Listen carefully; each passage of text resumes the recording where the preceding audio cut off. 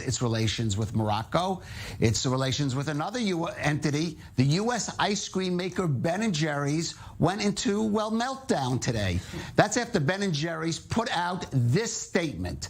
We believe it is inconsistent with our values for Ben & Jerry's ice cream to be sold in the occupied Palestinian territory.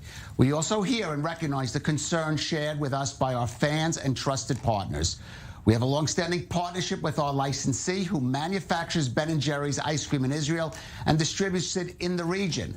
Although Ben & Jerry's will no longer be sold in the occupied Palestinian territories, well, we will stay in Israel through a different arrangement.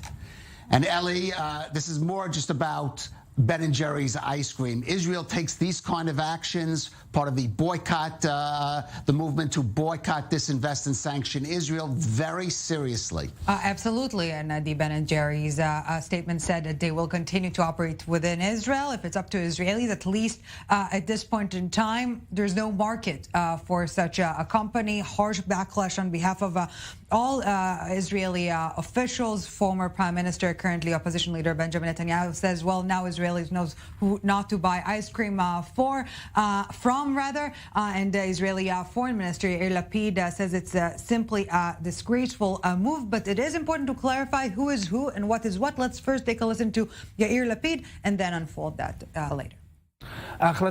Ben & Jerry's decision is a shameful surrender to anti-Semitism, to BDS, to all that is evil in the anti-Israel and anti-Jewish discourse. We will not be silenced. More than 30 states in the U.S. have passed anti-BDS legislation in recent years.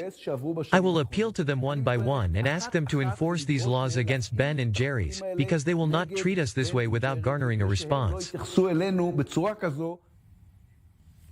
Well, as we see, quite a serious response there by Yair Lapid. Right, and definitely a sentiment that is echoed by many Israelis on social media. A really dramatic uproar here in this respect, but it is important to clarify again the different entities.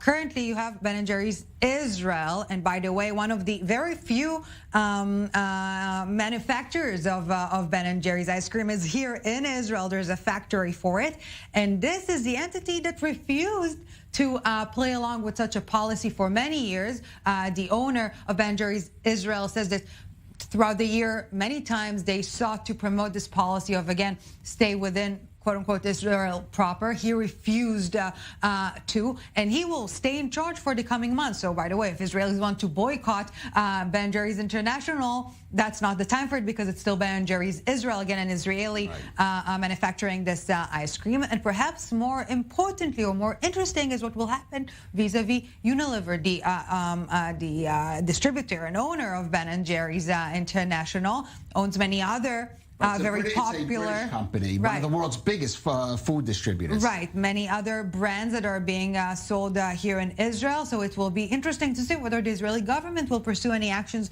vis-a-vis, again, this this big company that has a very decent chunk of Israeli market in this respect.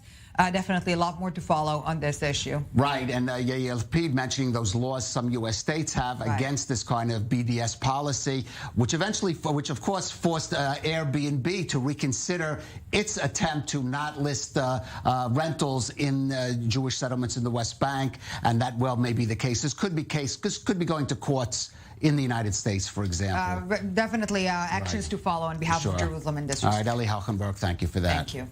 And moving